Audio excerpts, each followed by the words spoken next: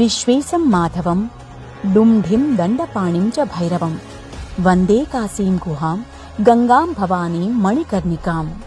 విశ్వేశ్వరుడికి, బిందు మాధవుడికి, డుంఢి గణపతికి, దండపాణికి, కాలభైరవుడికి, కాశీదేవికి, జైగీషవ్య గుహకి, గంగాదేవికి, దుర్గా భవానీదేవికి, మణికర్ణికాదేవికి నమస్కారం.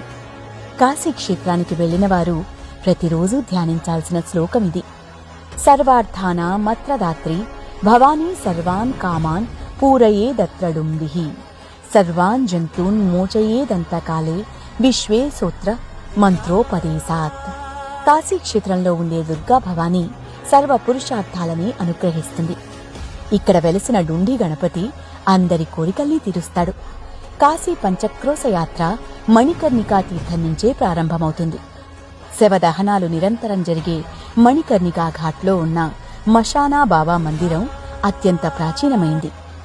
ఆ ఘాట్ దగ్గరే మృతజీవుల చెవిలో తారక మంత్రాన్ని ఉపదేశించే శివుడి గుర్తుగా తారకేశ్వరాలయం కూడా ఉంది. కాశీక్షేత్రంలో ధర్మం 4 పాదాలతో వర్ధిల్లుతుంది. కాశీ విశ్వేశ్వరుడు ధర్మార్థ కామ మోక్ష స్వరూపుడు. కాశీలాంటి పట్టణం ముల్లోకాల్లో లేదు. యతో విశ్వేశ్వరేణైతే తిర్యక్షోప్యత్ర వాసినః విధనావసరే మోచ్యాస్తారకప్యోపదేశతః. కాశీ దివ్యక్షేత్రం మహిమని గురించి వివరంగా తెలుసుకుని దృఢ సంకల్పంతో కాశీలో నివసించేవారు విశ్వనాథుడి అనుగ్రహంతో జీవన్ముక్తులవుతారు లేదా మరణానంతరం మోక్షాన్ని పొందుతారు. ఇలా కాశీ గొప్పతనాన్ని తెలుసుకున్న జ్ఞానులకే కాదు, కాశీలో నివసించే పశుపక్షాదులకు కూడా పునర్జన్మ ఉండదు. కాశీక్షేత్రానికి మనం వెళ్ళినప్పటికీ అక్కడి కాలభైరవుడు అనుమతి లేనిదే విశ్వనాథుడి అనుగ్రహం కలగకపోతే నివసించలేం. కనుక కాశీకి వెళ్లినవారు, వెళ్లబోయేవారు ముందుగా క్షేత్రపాలకుడైన కాలభైరవుణ్ణి, క్షేత్రాది దైవమైన విశ్వనాథుణ్ణి శరణు వేడి ప్రసన్నం చేసుకోవాలి.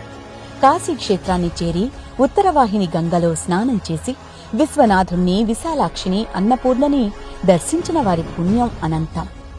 కాశీక్షేత్రం ఇంత గొప్పది కనుకే దేవతలంతా నకాశీ సదృశే త్రిలోకే అని సంభావిస్తారు. ఏన బీజాక్షరయుగళం కాశీతి హృది ధారితం ఆబీజాని భవంత్యేవ కర్మబీజాని తత్సవైః కాశీ కాశీతి కాశీతి జపతో యస్య సంస్థితిః అన్యత్రాపి నతస్తస్య పురోముక్తిః ప్రకాశతే.